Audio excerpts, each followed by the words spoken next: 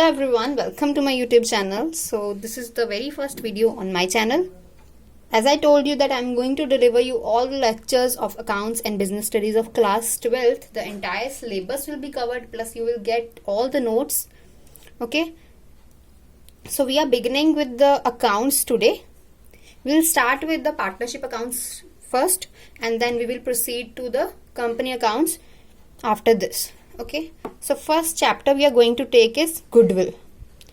Goodwill is the chapter जो आपके partnership account के सारे चैप्टर्स में ये टॉपिक कवर होगा. ओके, जैसे जैसे आप आगे आगे चैप्टर्स में बढ़ते जाओगे इसका लेवल बढ़ता जाएगा.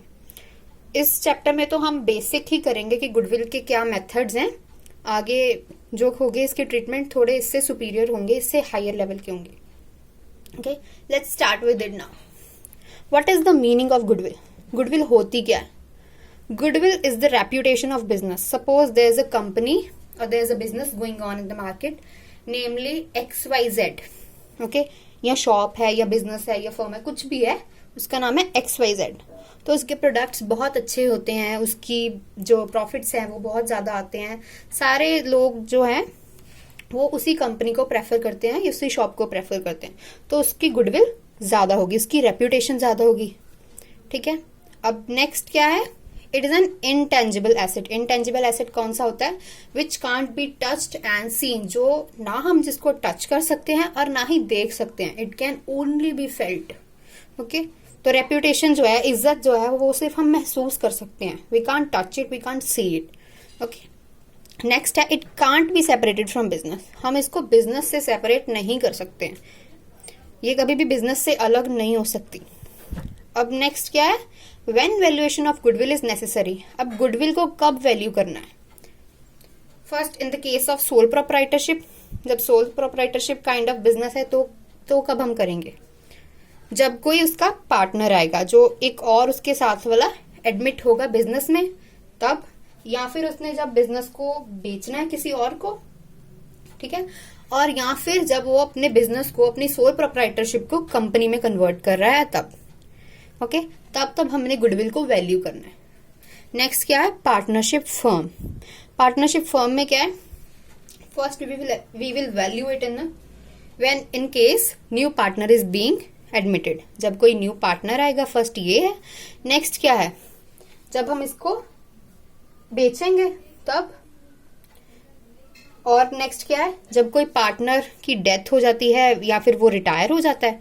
Fourth, when we are going to change the PSR, profit sharing ratio.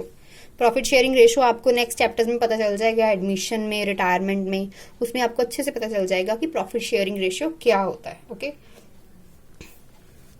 Next क्या है? when there is a change in ratio among the partners. पहला कौन सा था? नेक्स्ट केस है जॉइंट स्टॉक कंपनी का. जॉइंट स्टॉक कंपनी में हम कब उसकी वैल्यू फाइंड करेंगे गुडविल की?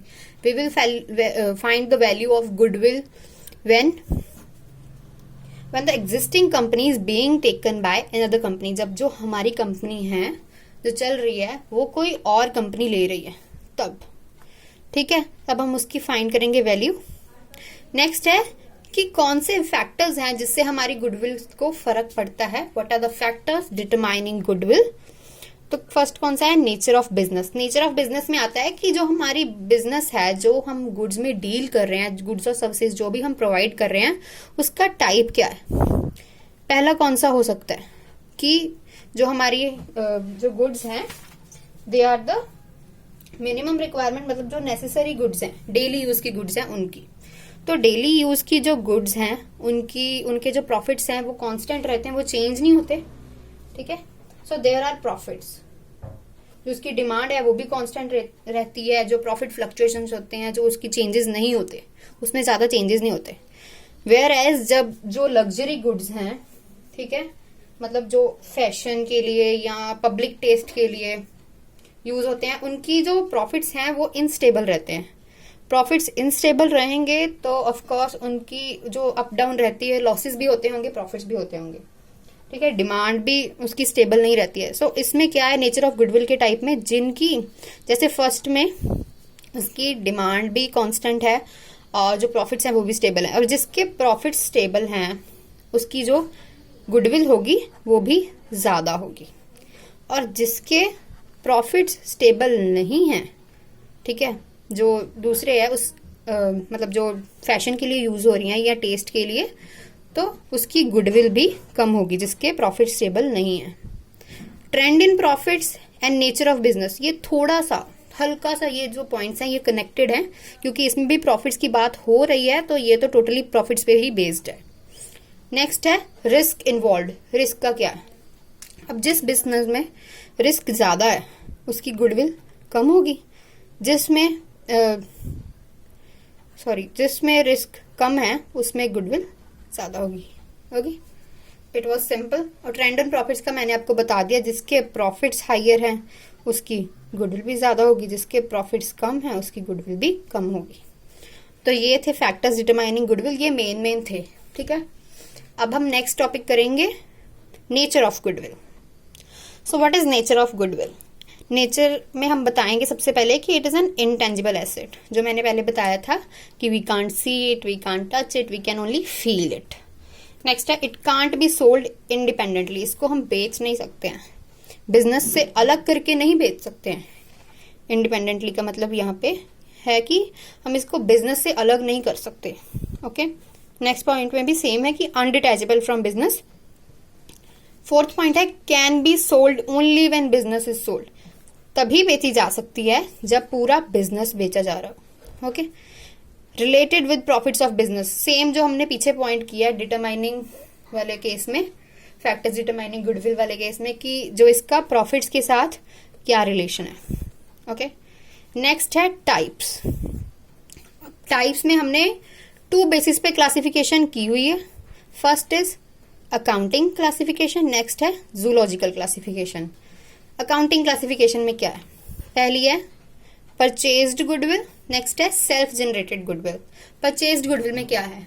परचेज्ड गुडविल कैसे? हम गुडविल को, अनडिटैचेबल है गुडविल तो उसको अलग तो कर नहीं सकते, तो उसे किसी और मशीनरी की तरह से खरीद तो सकते नहीं है। So how can it be purchased? It can be purchased with the business, जब on purchase of a business, जब हम बिजनेस को खरीद रहे हैं उसके साथ ही उसकी गुडविल हमारे पास आ जाती है। ओके, तो इसका ट्रीटमेंट होता है बुक्स में, बैलेंस शीट में इसका ट्रीटमेंट होता है। और सेल्फ जनरेटेड गुडविल कौन सी होती है? जैसे आप XYZ फर्म को चला रहे हो, आपने हार्डवर्क करके, ठीक है, उसकी गुडविल बढ़ाई है, उसकी मार्केट में इज्जत बहुत बढ़ चुकी है, उसकी रेप्यूटेशन है, तो that is called self generated goodwill, internally generated. It is not recorded in books, इसका ट्रीटमेंट नहीं होता बुक्स में। Okay, next type of classification है जूलॉजिकल क्लासिफिकेशन। इसको जूलॉजिकल इसलिए कहते हैं क्योंकि ये एनिमल्स के नेम्स के ऊपर बेस्ड है, और यहाँ पे G/W ये गुडविल की शॉर्ट फॉर्म मैंने यहाँ पे यूज की हुई है। ओके, तो इनके पीछे लॉजिक्स हैं, एनिमल्स के नेम्स के पीछे भी। जो डॉग गुडविल है, इसका क्या मतलब है पहले आप ये समझो।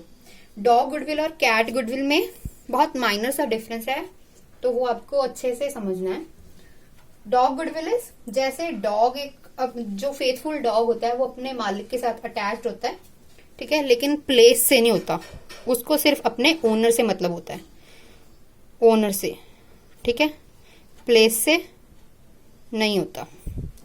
It is not attach to the place but to the owner. But जो कैट गुडविल है ये सिर्फ प्लेस के साथ होती है, मतलब बिजनेस के साथ इसको सिर्फ अटैचमेंट होती है, इसको उसके ओनर के साथ नहीं कोई अटैचमेंट होती। अब जो रैट गुडविल है, रैट वाली गुडविल में ना उसको किसी बिजनेस से मतलब है ना ही द ओनर से, तो इसकी कोई वैल्यू नहीं होती। नेक्स्ट है रैबिट गुडविल। रैबिट गुडविल में है जैसे जो nearness to the owner, it is due to the nearness to the owner. जैसे सपोज कर लो कि आपके घर के पास की, जो सबसे पास की ग्रोसरी शॉप है उसकी वैल्यू आपके लिए क्या है? उसकी वैल्यू आपके लिए बहुत ज्यादा है, क्योंकि जो आप सबसे ज्यादा उसी को प्रेफर करते हो कुछ भी आपने लेना होता है, ठीक है। But it is just due to the nearness, सिर्फ क्योंकि वो आपके घर के पास है तब उसकी वैल्यू है आपके पास, ठीक है। तो it has low market value. तो it was whole classification of zoological classification भी कर ली हमने, अकाउंटिंग क्लासिफिकेशन भी कर ली। Types I think it must be clear to you all. तो it is over for today's video, और नेक्स्ट हमने वीडियो में करना है कि हाउ इट कैन बी, जो मेथड्स क्या है इसके, कैसे वैल्यू करना है गुडविल को, how it can be valued, ठीक है, जो एग्जैक्ट मेथड्स हैं न्यूमेरिकल्स में हम इसकी वैल्यू कैसे फाइंड कर सकते हैं। Okay, so it's over for today. जो इसके नोट्स हैं, ये जो मैंने आपको लिख के सारा समझाया है, ये सारा मैं आपको नीचे डिस्क्रिप्शन में लिंक में डाल दूंगी। अदरवाइज हमारे इंस्टाग्राम पेज के ऊपर भी इसके मैंने नोट्स को कल ही अपलोड कर दिया था, you can check it over there. So thanks and it's over for today.